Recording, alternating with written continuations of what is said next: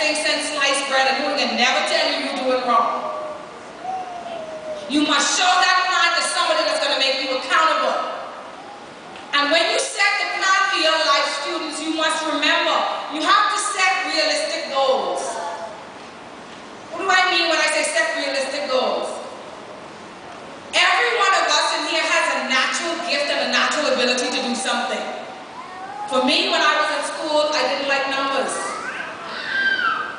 I only worked with numbers to pass the exam, and that was the end of it.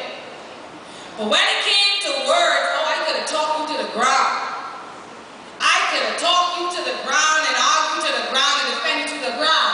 So when I set a plan for my life as to what I wanted to become, I did not say to my mother, I wanted to become the next neurosurgeon or chemist of the Commonwealth of the Bahamas. Because to do that, I would need to know formulas and equations and what's not. And me and numbers weren't friends. So when I set that plan for my life, I looked at the thing that was naturally in me. And I will say this is a quote from Mike Murdoch. The thing that unlocks your compassion is the area to which you've been called. The thing that makes you irritated anytime you don't see it going right, that's the area to which you've been called. So if every time you walk down the street and you see a girl who looks like she really needs someone to grab her, put another yard of fabric on her, and hug her and tell her she don't got to dress like that, it means that you've been called to young women. The thing that unlocks your compassion is the thing to which you've been called. So students, if you ain't good with numbers, be realistic about the goal you set. Parents, for you, I know a lot of us in here have dreams that we didn't realize. But the fact that you wanted to become the doctor and didn't make it to be the doctor, don't tell your child by hook or crook you're going to be a doctor in this family. If their natural ability is to take down a computer board and put it back together without ever having been taught how to do it. If their natural ability is to work with their hands, you must allow the gift that is in them to be harnessed. Because take a fish out of its natural environment, and what does the fish begin to do? Before he died, he just let you see suffering. He like this, right? He starts flopping. But the minute you drop that fish back into his natural environment, what does he begin to do? So only when they are pushed and nurtured in their natural area of gifting will they be like that fish. Second one, you must choose the right company. Say that again. You must choose the right company with like minds and complementary dreams. Remember, you're going to greatness. Whenever eagles hang out with chickens, eagles die.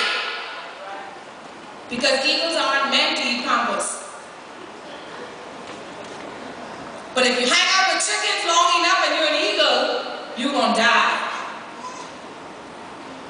Your association determines your destiny. So some of you have been together for 6 years now. You and baby girl have been friends from y'all was in K2.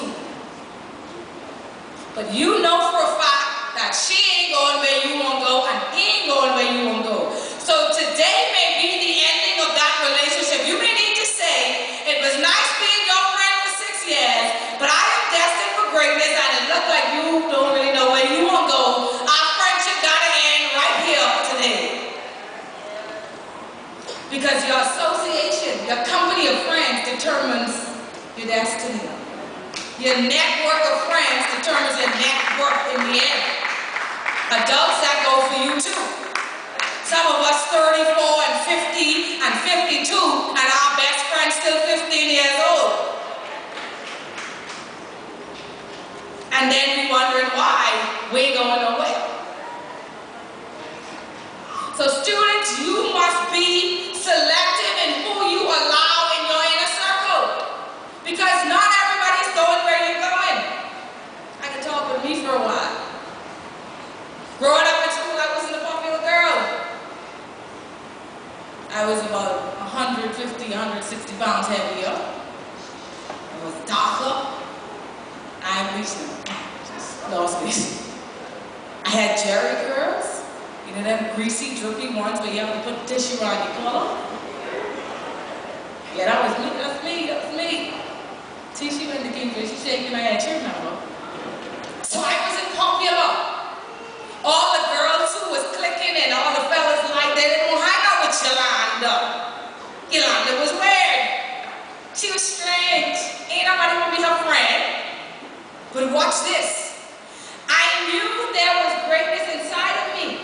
Despite the fact that my friends didn't think so, I knew that. And so what did I not do? I didn't compromise my standard to fit in with what seemed to be then as the in crowd.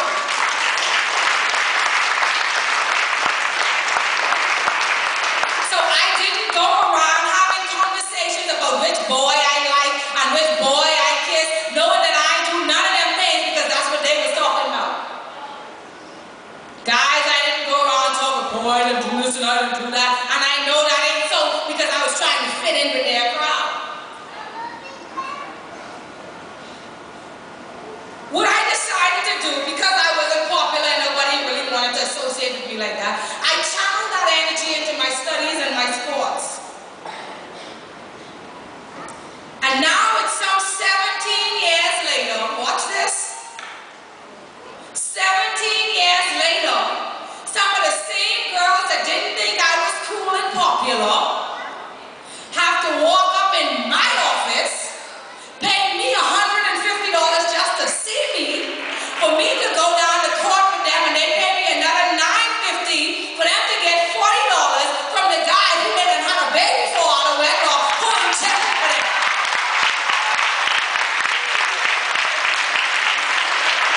It's the same jerry curl, greasy head girl.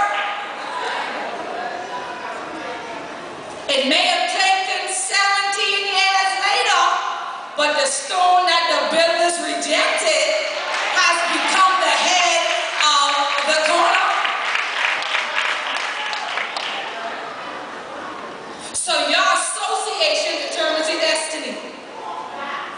I could have stayed with them, and then I would have to be going in somebody else's office. But today I'm married, and every one of the children born inside marriage. So it does not matter being unpopular for a while. Boys, that goes for you too. It does not matter being unpopular.